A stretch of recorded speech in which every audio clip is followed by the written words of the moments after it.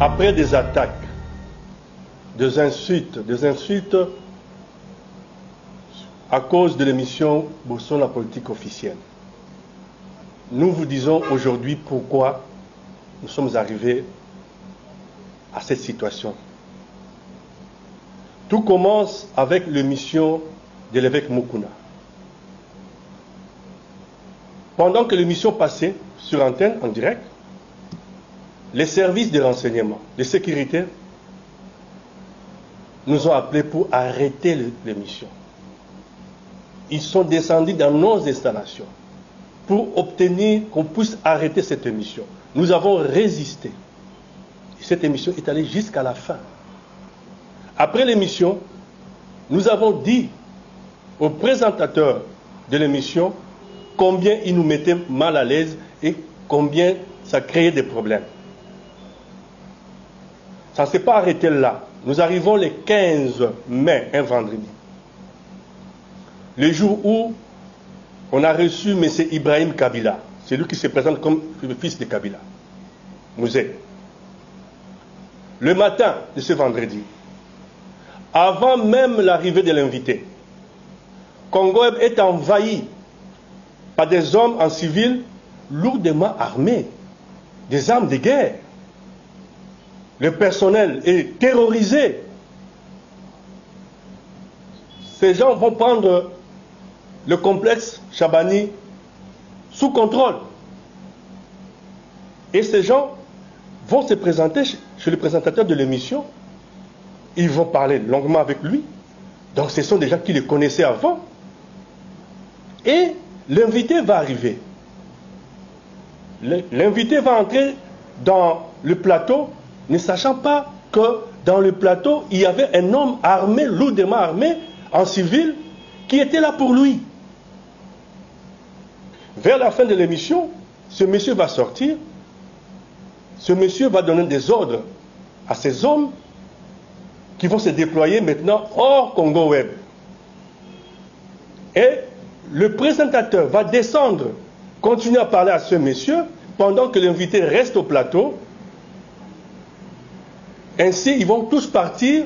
Le présentateur remonte au plateau, prend l'invité, le fait descendre et le place dans sa voiture, une de ses voitures, pour qu'on le ramène chez lui.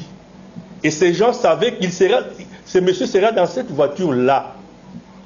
On va l'arrêter loin du Congo Web. Ça a dérangé. Notre personnel a été traumatisé. C'est pour la première fois que nous recevons de tels cas chez nous.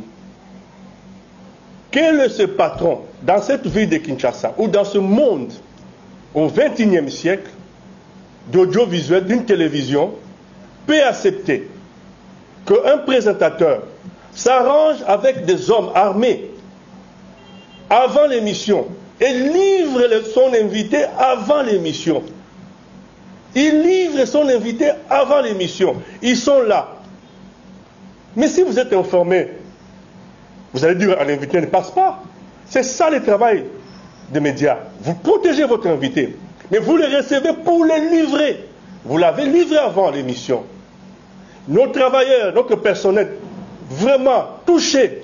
Imaginez-vous, il y a eu échange entre ces policiers, ces hommes armés et l'invité sur le plateau. Le sort de notre personnel. Ainsi, la décision est tombée que le monsieur devrait discuter avec la direction générale le lundi matin avant de continuer notre programme. Curieusement, le lundi matin, l'émission commence à 11h, mais à 10h30, débarquent à Congo Web des inspecteurs judiciaires. Ils viennent, nous ne savons pas pourquoi. Et à 10h45, le monsieur entre en triomphe, accompagné par ses inspecteurs judiciaires, pour filmer Congo Web avec des caméramens. Après discussion avec ces inspecteurs, ils sont partis. Ils sont partis, mais le mardi, le monsieur, le présentateur, tient un point de presse où Il a traité le patron de Congo Web de tous les mots, M. Chabani. Des jaloux et autres. Pourquoi? Parce qu'il a acheté des voitures et il a des bureaux. Mais ce qu'il n'a pas dit aux gens, que ces bureaux-là sont dans nos installations. Ce bureau-là, il n'a même pas un contrat. Même pas de garantie locative. Je passe. Le même mardi, nous recevons des invitations qui nous viennent du brigade criminelle de Kinshasa-Gombe. Et cette invitation date du 5 mai.